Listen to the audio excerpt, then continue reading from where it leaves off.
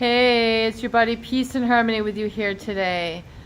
Zooming in on the double messages, the cognitive dissonance that is created in the conflicted mind of the narcissist. There exists a very bizarre and interesting sort of paradox, cognitive dissonance, or really sort of conflict dynamic that is operating in the mind of the narcissist. It is essentially, come here, I need you, get away.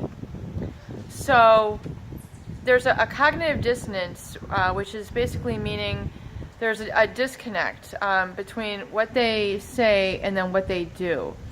And the whole concept of, come here, I need you, get away, is where they need you to be a source of supply. They need you to help around the house. They need you to be there to support them. They need you to be there to give them accolades or praise. They need you for acknowledgement. They need you to give them stuff. They need gifts from you. These people need praise. These people need all sorts of sort of positive support and support of their ego. But it's very much to the deprivation and dislike of others. In other words, it's like they resent their supply.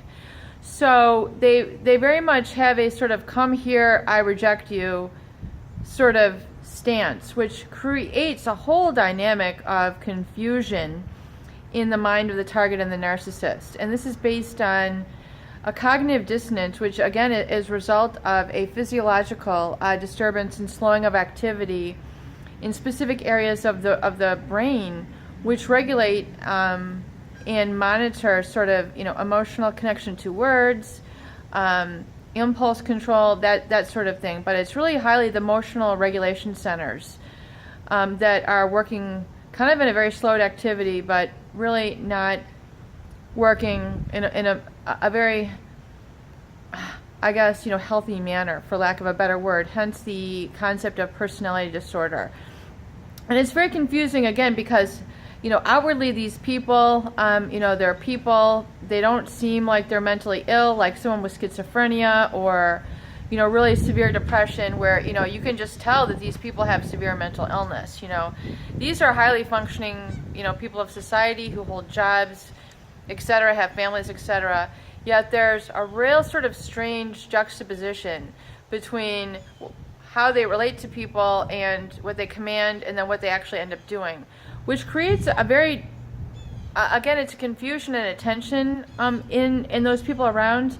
And in turn, that cognitive dissonance, that, come here, go away, creates a lot of that gaslighting, a lot of that sort of depersonalization, and that brainwashing, where a person is really, trying to always kind of please them, but they're not pleasing them. So it creates a tremendous sense of really self-doubt, which is that whole spiral. So when we talk about how destructive these people are, a lot of people, tend to just, well, why couldn't you just handle it? Why, that's just the way that they are. That's just their personality.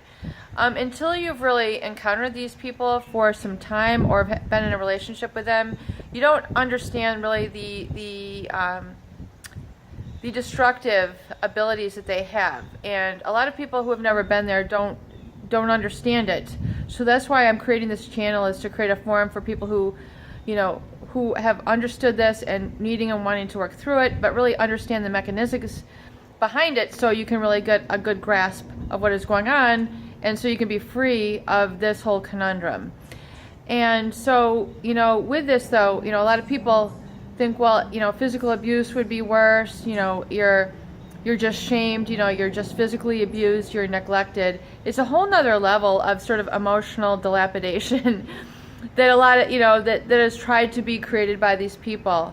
And, I really wish, I think of the people in my life, maybe who are still around these types of people, and it's a very sad shame. And, there's, these people are going to eventually have to figure it out themselves. I mean, you can try to confront people and say, so-and-so is not good for you, etc. But, these people are going to have to arrive at themselves, and then all you can really do is be there for them when they've encountered something horrific. And you can't be like, well, I told you so.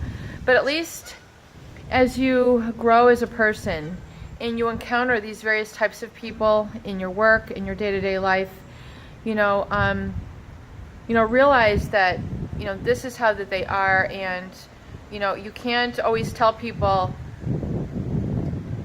what they need to do. I mean, when they get hurt for themselves, I mean, you can acknowledge it. I don't think this and this is a good situation for you, but they're going to have to learn on their own. And if they ever come to you, all you can do is be there for them, and be knowledgeable of what's going on. So you can help basically explain things to them so they can identify what's going on and realizing that they weren't the culprit, they were just a target. Peace and harmony with you here today. I hope these videos help. Please share and please subscribe for more great tools, videos, discussions, and support.